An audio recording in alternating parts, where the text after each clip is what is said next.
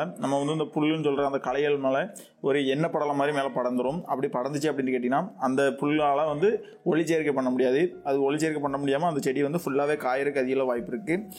அதே இது நம்ம வாழை இலையில் பட்டிருந்தாலும் அதுவும் சேம் ப்ரொசீஜர் தான். அந்த வாழை இலையில் உள்ள ஒளிச்சேர்க்கை பண்ணக்கூடிய துவாரங்கள் எல்லாத்தையுமே அடைச்சிரும். அப்படி அடைச்சிது அப்படின்னு கேட்டிங்கன்னா அந்த எண்ணெய் மாதிரியான படலம் அது வந்து ஒளிச்சேர்க்கை பண்ண முடியாமல் அந்த இலையும் அப்படியே ஃபுல்லாக டோட்டலாக அந்த வாழையும் உலகத்துக்கும் அடிச்சிருக்காங்க.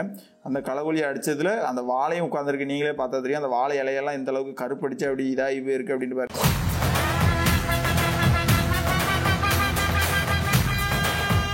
ஹாய் ஹலோ மக்கள், இன்றைக்கி நம்ம இந்த வீடியோவில் எடுத்து பற்றி பார்க்க போகிறோம் அப்படின்னு கேட்டிங்கன்னா நம்ம தோட்டத்தில் உள்ள வெளி ஏரியா, அதாவது ரோட்டு சைடுகள் அப்படி உள்ள இடத்துங்கள்லாம் புல் நிறைய வளர்ந்துருக்கும். இந்த புல்லை வந்து நம்ம எப்படி கட்டுப்படுத்துவோம் அப்படின்னு கேட்டிங்கன்னா நம்ம வந்து களைக்கொல்லி அடித்து தான் கட்டுப்படுத்துவோம்.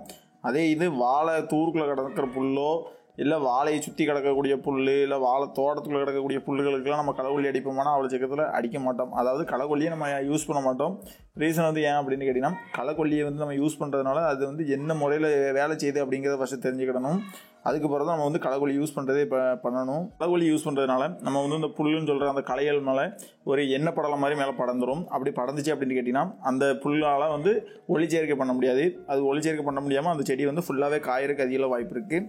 அதே இது நம்ம வாழை இலையில் பட்டிருந்தாலும் அதுவும் சேம் ப்ரொசீஜர் தான். அந்த வாழை இலையில் உள்ள ஒளிச்சேர்க்கை பண்ணக்கூடிய துவாரங்கள் எல்லாத்தையுமே அடைச்சிரும். அப்படி அடைச்சிது அப்படின்னு கேட்டிங்கன்னா அந்த எண்ணெய் மாதிரியான படலம் அது வந்து ஒளிச்சேர்க்கை பண்ண முடியாமல் அந்த இலையும் அப்படியே ஃபுல்லாக டோட்டலாக அந்த வாழையும் உட்கார்றதுக்கு அதிக வாய்ப்பு இருக்குது. அதனால் நம்ம வந்து வாழை தோட்டத்துக்கு வந்து அந்த களைக்கொல்லி அவ்வளோ சீக்கிரத்தில் யூஸ் பண்ண மாட்டோம். இதெல்லாம் அவங்க யூஸ் பண்ணுறவங்க பண்ணுறாங்க, ஆனால் நம்ம வந்து யூஸ் பண்ணவே மாட்டோம். நம்ம வந்து இன்றைக்கி தோட்டத்தில் அவுட் சைடு, அதாவது வெளி சைடு ஓரங்களில் வந்து புல் அதிகம் வளர்ந்துருக்கு ரோட்டு சைடு.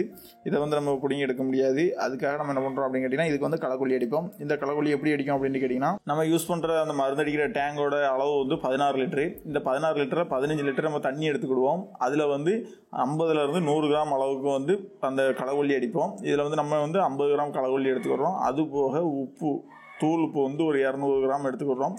இந்த தூள் உப்பு போட்டு நம்ம களைக்கொல்லி அடித்தோம் அப்படின்னு கேட்டிங்கன்னா சீக்கிரமாகவே அந்த களைகள் வந்து காயும். அதுக்காக தான் நம்ம வந்து தூள் உப்பு போட்டு அடிப்போம். சிலவங்க தூள் உப்பு போடாமே அடிப்பாங்க. நம்ம வந்து தூள் உப்பு போட்டோம் அப்படின்னு கேட்டிங்கன்னா சீக்கிரமாக காட்டத்தில் வந்து அது பட்டு போகிறதுக்கு வாய்ப்பு இருக்குது. அதனால் தூள் உப்பு போட்டு அடிப்போம்.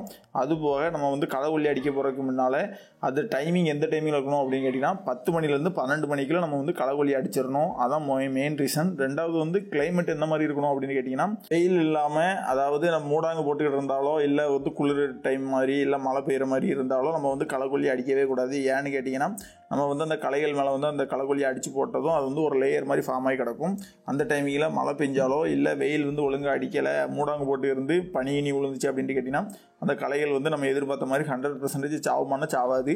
அது வந்து உடனே அந்த தண்ணி பட அந்த மேலே உள்ள அந்த ஒளிச்சேர்க்கைக்குரிய அந்த துவாரங்கள்லாம் ரெடி ஆயிரும். அப்படி ரெடி ஆகிட்டு அப்படின்ட்டு கேட்டிங்கன்னா அது திரும்ப ஒளிச்சேர்க்கை பண்ண ஆரம்பித்து திரும்ப அந்த களைகள்லாம் சாவாது, உயிரோடு தான் இருக்கும். நம்ம வந்து களைக்கொல்லி அடிக்கிற டைமிங் வந்து 10 to 12 தான் இருக்கணும். அப்படி நம்ம 10 to 12 அடித்தோம் அப்படின்னு கேட்டிங்கன்னா நமக்கு வந்து அடித்ததுலேருந்து ஒரு அரை மணி நேரத்துக்குள்ள அந்த களை வந்து கொஞ்சம் சுருள ஆரம்பிச்சிடும். அதாவது ஒரு 4 மணி 5 மணி பார்த்தோம் அப்படின்னு கேட்டிங்கன்னா களை வந்து மேக்ஸிமம் காய ஆரம்பிச்சிடும்.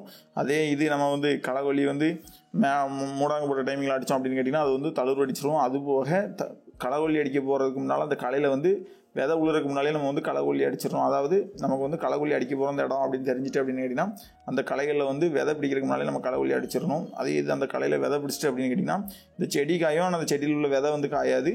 அது வந்து அப்படியே கீழே விழுந்து அடுத்த மழை பெஞ்சுன்னா உடனே வளர ஆரம்பிச்சிடும். போக நம்ம களைக்கொல்லி அடித்த பிறகு, அதாவது அந்த மழை காலம்லாம் தாண்ட பிறகு தான் களைக்கொல்லி அடிக்கணுமே தவிர அந்த களைக்கொல்லி அடித்த பிறகு ஒரு 2 நாள் கழிச்சு மழை பெய்யுங்கிற மாதிரி தெரிஞ்சே நம்ம களைக்கொல்லி அடித்தோம் அப்படின்னு கேட்டிங்கன்னா நம்ம எதிர்பார்த்த ரிசல்ட் கிடைக்காது. களையில் உள்ள மேலே உள்ள இலையெல்லாம் காஞ்சிருக்கும். அதே தூரிலேருந்து கீழேருந்து இலை அடித்து வர ஆரம்பிச்சிடும். அதனால் மேலே உள்ள இலை மட்டும் தான் சேர்த்துருக்கும் தவிர செடி வந்து உயிரோடு தான் இருக்கும். அதுபோக நான் வந்து ஒரு தோட்டத்தில் வந்து களைக்கொல்லி அடிச்சிருந்த தோட்டத்தில் வீடியோ எடுத்திருந்தேன். அந்த வீடியோவும் இதில் சேர்த்துருக்கேன் பாருங்கள் எப்படி இருக்குன்னு. அது அவங்க வந்து இந்த களைக்கொல்லி வந்து இந்த புல் அவ்வளோத்துக்கும் அடிச்சிருக்காங்க. அந்த களைகள் ஃபுல்லாக அவ்வளோத்துக்கும் அடிச்சிருக்காங்க. அந்த களைக்கொல்லி அடித்ததில் அந்த வாழையும் உட்காந்துருக்கு. நீங்களே பார்த்தா தெரியும் அந்த வாழை இலையெல்லாம் இந்த அளவுக்கு கருப்படிச்சு அப்படி இதாகி போயிருக்கு அப்படின்னு பாருங்கள். அதாவது அந்த அவங்க வந்து அடிக்கிற வந்து தரையை ஒட்டி தான் பார்த்தா கணக்கு பண்ணி அந்த கண்ணை வச்சு அடிச்சிருப்பாங்க. என்ன தான் நம்ம வந்து தரையை பார்த்து அடித்தாலுமே அந்த ஸ்ப்ரேயர்லேருந்து தெளிக்கக்கூடிய மருந்து அவ்வளவுமே அந்த வாழை இலையிலையும் படுறதுக்கு அதிக வாய்ப்பு இருக்குது. அதுபோல் வாழை தண்டுலையும் படும். அதனால் அது வந்து ஒளிச்சேர்க்கக்கூடிய நுண் துவாரங்கள் எல்லாத்தையுமே அடைச்சிரும். அப்படி அடைச்சிது அப்படிங்கிறது அந்த இலை எந்த கண்டிஷனில் இருக்குது அப்படின்னு நீங்களே பாருங்கள். சருவு கண்டிஷனில் இருக்குது பாருங்கள். இந்த மாதிரி சரு மாதிரி இருக்கிறது வந்து அப்படி இந்த இலை வந்து சுவாசிக்காது. இது வந்து அவ்வளோதான் முடிஞ்சுது. அடுத்த இலைகள் வச்சு அந்த இலைகள் வந்து சுவாசிக்க ஆரம்பித்தாதான் அந்த இலைகள் வந்து மேலே அடித்து வேகமாக வரும். அதனால் களைக்கொல்லி வந்து நம்ம வந்து வாழைக்கு வந்து யூஸ் பண்ணுறது நல்லதாக கெட்டதான்னு கேட்டால் நம்மளை பொறுத்த வரைக்கும் நம்ம யூஸ் பண்ண தேவையில்லை. ஏன்னா நம்ம வந்து புல்லை பிடுங்கிடுவோம். இது அதுக்கும் அதிக அளவு இருந்தோம் அப்படின்ட்டு கேட்டிங்கன்னா மண்வெட்டி வச்சு கொத்தி கூட எடுத்துக்கலாமே தவிர களைக்கொல்லி மட்டும் அடிக்க வேண்டாம்.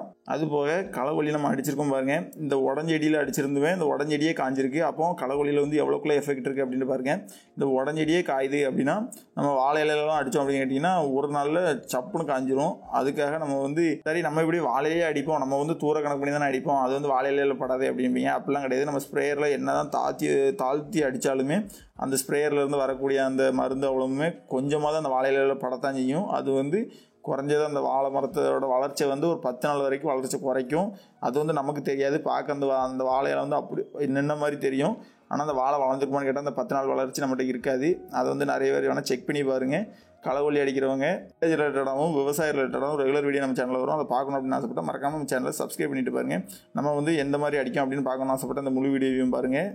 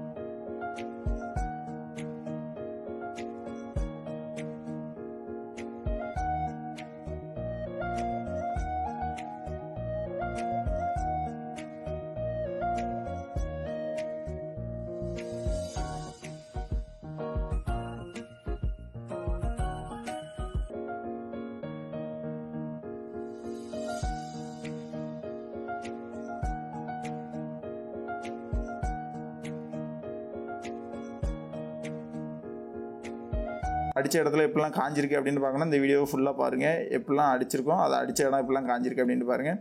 விவசாயம் பழகு, விவசாயம் என்றும் செழிக்கட்டும். சரி பேட்டனை போய் மறக்காமல் நம்ம சேனலை சப்ஸ்கிரைப் பண்ணிட்டு பாருங்கள்.